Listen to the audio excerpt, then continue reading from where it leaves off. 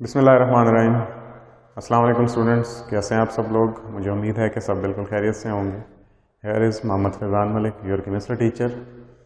आज जो हमारा टॉपिक है, प्रीवियस 2 लेक्चर्स के अंदर हम उसी टॉपिक को डिस्कस कर रहे हैं, जो कि properties and applications of compounds containing hydrogen bonding. ठीक है, उन कंपाउंड्स की प्रॉपर्टीज़ और फीचर्स को डिस्कस करना है जो हाइड्रोजन बॉन्डिंग रखते हैं। प्रीवियस क्लासेस के अंदर हमने बहुत सारी प्रॉपर्टीज़, बहुत सारे फीचर्स को हमने डिस्कस कर लिया था। आज हम इस टॉपिक को एंड करेंगे। इसकी मज़ीद 3 प्रॉपर्टीज़ रह गई हैं, उनको डिस्कस करके, और वो सारी की सारी प्रॉपर्टीज़ वही हैं, वो सारे फीचर्स वही हैं, ये सारी एप्लीकेशंस वही हैं जो आप रोज़मर्रा ज़िंदगी के अंदर इस्तेमाल करते हैं, लेकिन शायद आप लोगों को पता नहीं है इसके बारे में कि ये चीज़ें आप लोग इस्तेमाल करते रहते हैं। ठीक है, आप देखते हैं इन चीज़ों को, इस सारे प्रोसेस को, कि ये सारा प्रोसेस होता है, लेकिन आपको इसके अंदर की कहानी के बारे में नहीं पता होता कि एक्चुअली इसके अंदर हो क्या रहा होता है। तो आज हम वो चीज़ देखेंगे कि इसके अंदर असल में क्या हो रहा है। तो सबसे पहले आती है hydrogen bonding in paints and dyes. Paints और डाइज जितने भी होते हैं आप लोगों के रंग करने वाली चीज़ें, इनके अंदर भी हाइड्रोजन बॉन्डिंग होती है। ठीक है, आप पेंट या डिस्टेंपर या चूना दीवार के ऊपर लगाते हैं, दरवाज़ों के ऊपर लगाते हैं, खिड़कियों के ऊपर लगाते हैं, छतों पे करते हैं। ठीक है, बड़ी बड़ी बिल्डिंग्स के आउटसाइड्स पर आप वेदर शीट्स वगैरह करते हैं। तो जैसे ही आप ब्रश को पेंट के अंदर डिबोते हैं, उसके बाद दीवार के ऊपर जब जैसे ही लगाते हैं तो वो उसके ऊपर अटैच हो जाता है, फिक्स हो जाता है। ठीक है, एडहेसिव हो जाता है। ठीक है, चिपक जाता है। अब ये क्यों चिपकता है, नीचे क्यों नहीं गिरता? ये हाइड्रोजन बॉन्डिंग की वजह से। ठीक है, कि पेंट्स के जो मॉलिक्यूल्स होते हैं वो दीवार या दरवाज़ा या खिड़कियों के मॉलिक्यूल्स के साथ क्या कर लेते हैं, हाइड्रोजन बॉन्डिंग कर लेते हैं। हाइड्रोजन बॉन्डिंग की वजह से आपकी जो पेंट है वो दीवारों के साथ अटैच हो जाते हैं।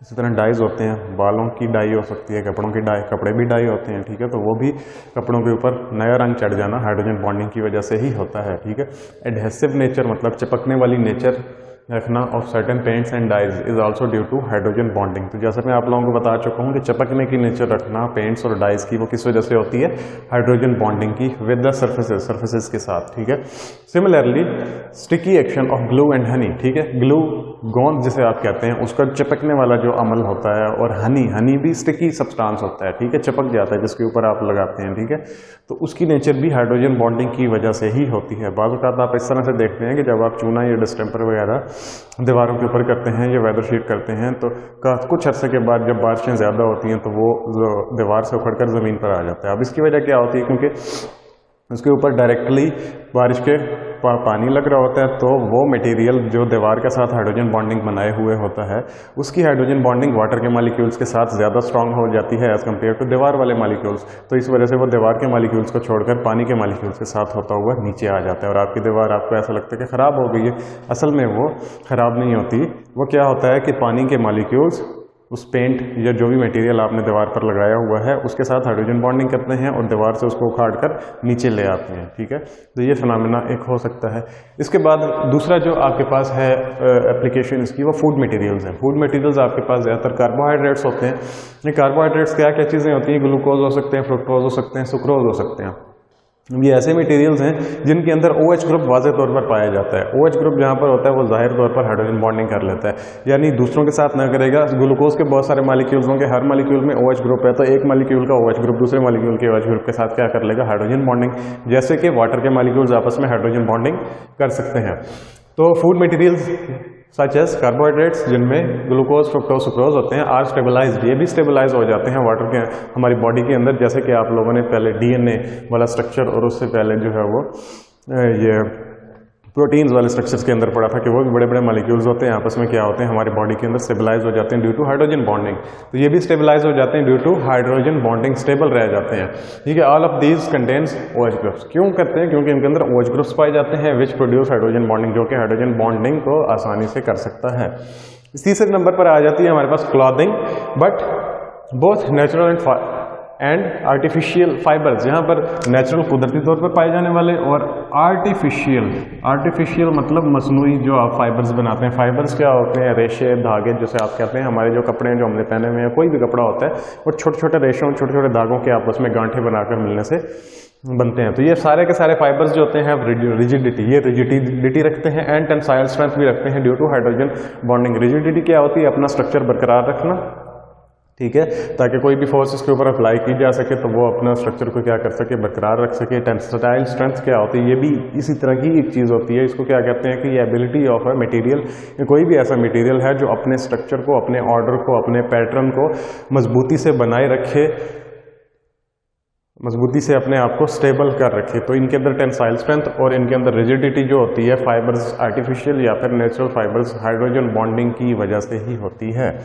इसके बाद आगे इंपॉर्टेंट चीज़ आ गई है स्ट्रक्चर ऑफ आइस। ठीक है, इसका आप लोगों की रोज़मर्रा ज़िंदगी के अंदर भी बहुत अहम किरदार है। सबसे पहले हम कहते हैं आइस फ्लोट्स ऑफ वाटर। जैसे ही आप पानी के अंदर बर्फ़ डालते हैं वो क्या होती है, तैरने लग जाती है। इसकी क्या वजह हो सकती है? इसकी वजह जानने के लिए हम पानी का स्ट्रक्चर देखेंगे।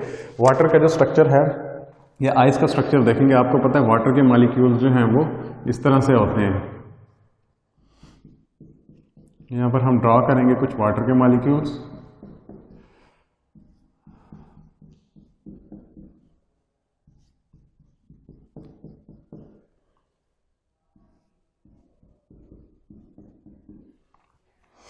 अच्छा जी,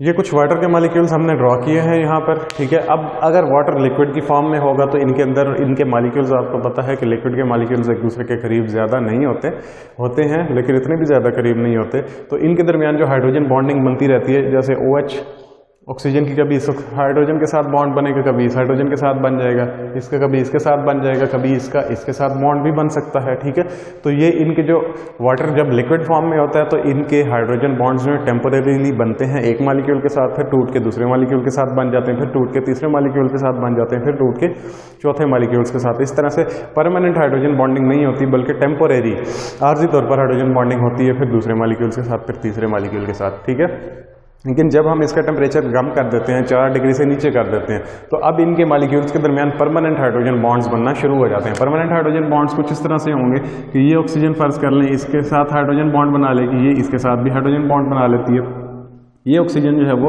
इसके साथ बना लेती है, ये ऑक्सीजन भी इसके साथ हाइड्रोजन बॉन्ड बना लेती है। ठीक है, उसके बाद ये वाली जो ऑक्सीजन है ये इसके साथ भी बना लेती है, इसके साथ भी बना लेती है, ये इसके साथ बना लेती है, ये इसके साथ हाइड्रोजन बॉन्ड बना लेती है। जहाँ भी ऑक्सीजन होंगी वहाँ हाइड्रोजन के साथ क्या बना लेंगी, हाइड्रोजन बॉन्डिंग।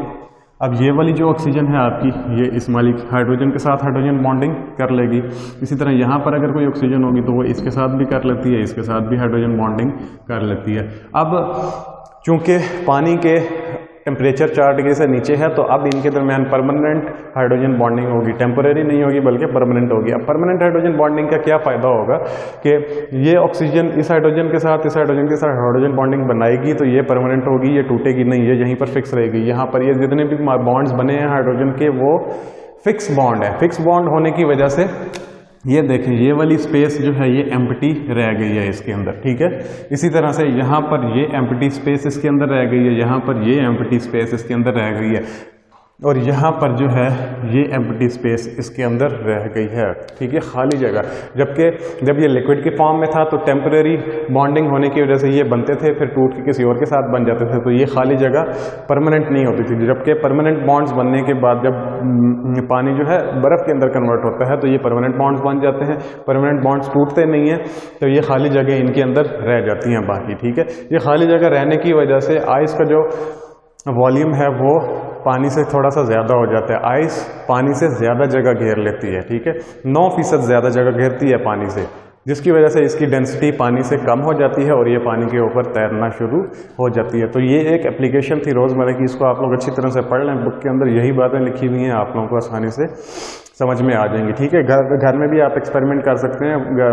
फ्रिज के ऊपर वाले फ्रीज़र जो होता है उसके अंदर आप रखते हैं पानी का कटोरा। ठीक है, उसके ऊपर वाली सरफेस देखते हैं तो बिल्कुल स्मूथ होती है, लेकिन जब वो बर्फ़ बनती है तो उसकी सरफेस में क्या होती है, थोड़ा सा उतार चढ़ाव, वो उभरी हुई सी जगह आ जाती है। वो इसी वजह से होती है क्योंकि जैसे ही पानी के मॉलिक्यूल्स एक दूसरे के करीब आते हैं, ठोस बनते हैं, तो उनके दरमियान परमानेंट हाइड्रोजन बॉन्डिंग होने की वजह से एम्प्टी स्पेसेस जो हैं वो बाकी रह जाती हैं। ठीक है, इसी तरह से पानी का जो स्ट्रक्चर है या बर्फ़ का जो स्ट्रक्चर है वो डायमंड से भी बिल्कुल रेलेवेंट है, क्योंकि ऑक्सीजन जहाँ जहाँ हाइड्रोजन मिलेगी वहाँ वहाँ बॉन्ड बना लेती है। जबकि डायमंड का स्ट्रक्चर देखें तो आप एक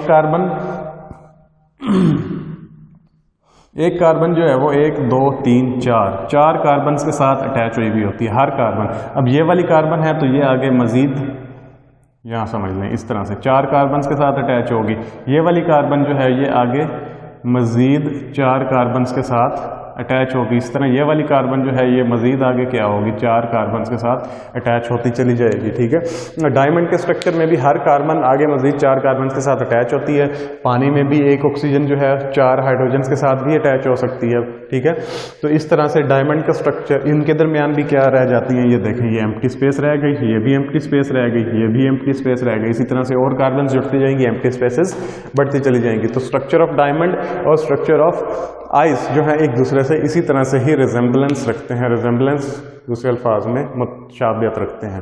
इसके बाद एक और एप्लीकेशन है कि वो वाली नदियाँ, वो वाली झीलें जो ज़्यादा ठंडे इलाकों के अंदर होती हैं वो सर्दी ज़्यादा होने की वजह से जम जाती हैं। ठीक है, तो उनके अंदर जो मछलियाँ वगैरह होती हैं, जो दूसरे आबी जानवर होते हैं, जानदार होते हैं, वो कैसे ज़िंदा रहते हैं, पानी जम जाएगा कैसे ज़िंदा रहेंगे।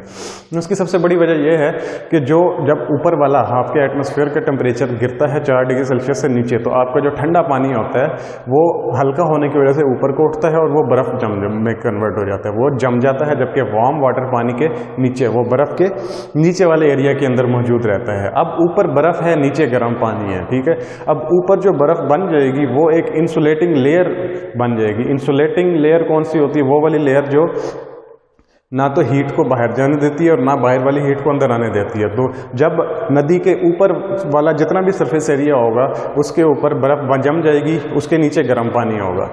ठीक है, गर्म पानी का मतलब कि ऊपर टेम्परेचर ज़्यादा है, ऊपर टेम्परेचर कम है, नीचे टेम्परेचर थोड़ा सा ज़्यादा होगा। तो ऊपर वाली लेयर जो होगी बर्फ़ की, तह जो होगी बर्फ़ की, वो ऊपर एटमॉस्फेयर में जितना भी टेम्परेचर माइनस में चला जाए वो बाहर की सर्दी को नीचे पानी तक नहीं पहुंचने देगी, जिसकी वजह से आपकी फिशेस और दूसरे जो जानदार होते हैं नदियों के अंदर रहने वाले, वो बर्फ़, ऊपर बर्फ़ की लेयर और उसके नीचे गर्म पानी के अंदर ज़िंदा रहते हैं। ठीक है, उसके बाद जैसे ही टेम्परेचर थोड़ा सा इंक्रीज़ होने लगता है तो वो पानी पिघल कर दोबारा से लिक्विड के अंदर कन्वर्ट हो जाता है। ठीक है, तो आज का हमारा टॉपिक यही था। ये टॉपिक हमने ख़त्म कर दिया है। इसके बाद इंशाल्लाह नेक्स्ट टॉपिक नेक्स्ट क्लास के अंदर पढ़ेंगे। तब तक के लिए अल्लाह हाफ़िज़।